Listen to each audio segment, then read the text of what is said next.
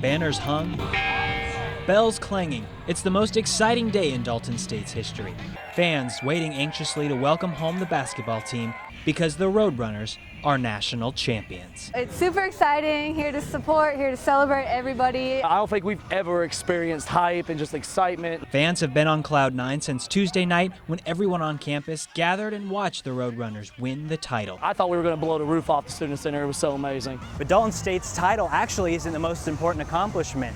The college cut the basketball program back in 1980 only to reinstate it 2 years ago. So in their first year of tournament eligibility, the Roadrunners thought, why not win it all? A lot of people never would have expected that a team 2 years out of just being created again could ever make it to something like this. Finally, after several hours of waiting, the team rolls in and gets a welcoming unlike any other. Everyone wanted a chance to see head coach Tony Ingle. A Dalton native, Ingle said this title was more special than past, but there's really no reason to compare championships to championships. It's like your children. You got the firstborn, secondborn, thirdborn, you love them all. Coaches nationwide will look at Ingle's program and try to recreate such quick success, and while most coaches would never give away their secrets, the secret was love. Ingle did. When the going gets tough, you gotta love it. You gotta have passion. You gotta have enthusiasm. But the bottom line is, you can never underestimate the heart of a champion. Alec McQuaide, 11 Alive News.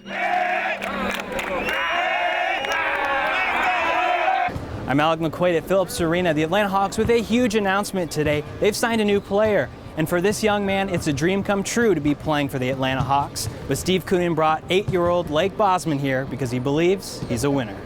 Well, Lake, we're excited to have you here with us today. Bozeman embraced all the media attention surrounding him, a lifelong Hawks fan from Kennesaw who's suffering from acute myeloid leukemia. In February, he was supposed to go to Disney with Q100 and Bert's Big Adventure. He was too sick to make the trip back then. But Bert made it up to him today, big time. We've been racking our brains to try to think of a way to make something special happen for him, and that's when the Hawks stepped up. Step up they did. Here's Hawks coach Mike Budenholzer in the pregame press conference. We look for very, very special people to add to our team that are brave and strong and will do anything for anybody at any time. That's right. Add to the team. Coach Bud signed Lake to a one-day contract to be a Hawks player for the day. Very exciting. This was not even in my realm of thinking that was going to happen. So, like I said, we just were wanting to come to a Hawks game. We've always been big Hawks fans, and I knew that was something that would be special for him. And I didn't think that any of this would be a part of it. Not only did Lake get the big contract, he's also got his very own jersey. And that's still not all. Lake got to sit courtside for tonight's game against the Suns and meet all his teammates pregame, including his favorite teammate of all, Jeff Teague. The players took photos with Lake, signed his ball. They made sure the newest Hawk knew he was the team's MVP. They really wanted to do this out of the goodness of their heart. They really wanted to touch Lake, and they've done that. He's been battling for 3 years, and I just really wanted to see his dream come true. He's the guy that everyone at Athens Prince Avenue Christian School knows, Sutton Norris. A right guard and linebacker, an outdoorsman, and now is joining the United States Military Academy in the fall after getting accepted 2 weeks ago. Well, ever since I was 6 years old, I knew I wanted to serve my country. My grandfather died as a naval aviator during Vietnam, and when I was 6 years old, I visited his grave. And ever since then, I said I was going to serve my country just like him. As if serving his country wouldn't be enough, Sutton wanted a way to give back to wounded veterans who are coming home. As a sophomore, he founded Wood for Warriors.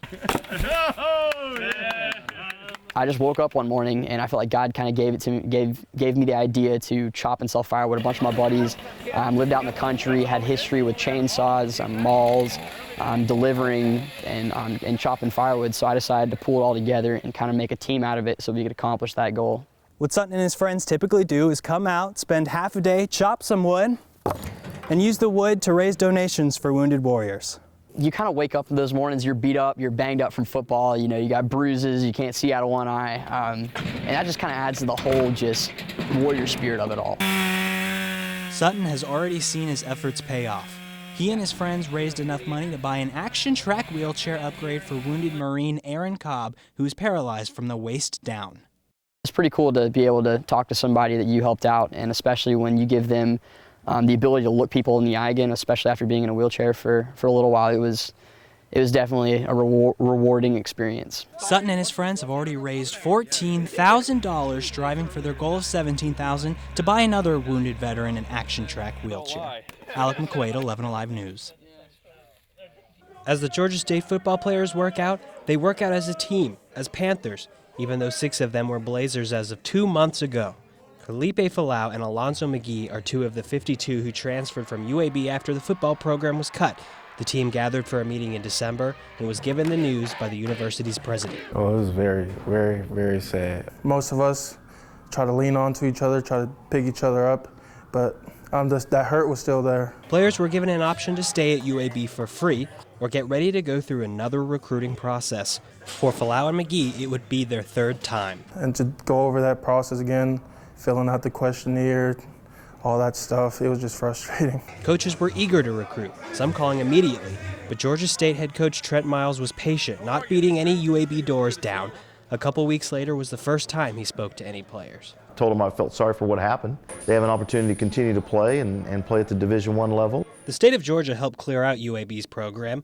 1 player went to Georgia Southern, 1 to UGA, and 6 to Georgia State. Falau committed to Georgia State on Christmas Day, not knowing any of his former teammates were also becoming Panthers. Me committing was already exciting enough, and then to add on to that, of them coming in here, it was just more of a blessing. You know, I can lean on to them if I need something. They can lean on to me if they need something. Falau, McGee, and the rest of the UAB transfers are back in the workout room, getting ready for another season, this time as Panthers. They're part of the family. They're Georgia State football players now, Georgia State University students, and Georgia State Panther family. Now Georgia State, we are one family here. Alec McQuade, 11 Alive News.